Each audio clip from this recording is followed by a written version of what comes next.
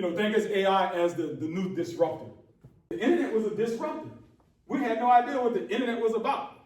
And now, I won't say we can't live without it, but it pretty much drives 90% of the stuff we do in our daily lives, whether it be at work or in our personal lives. Right now, AI is that disruptor. It's a huge disruptor, and it's moving fast. That's what AI is. It has access to all of this information. But if you don't give it context when you create your prompt, and we'll talk about prompt creation, but if you don't give it context, if you want to ask it something about building a business plan, don't just type in ChatGPT like you're typing in Google, give me a business plan. It's going to be all over the place. It's going to give you so much information. You're like, what is this stuff?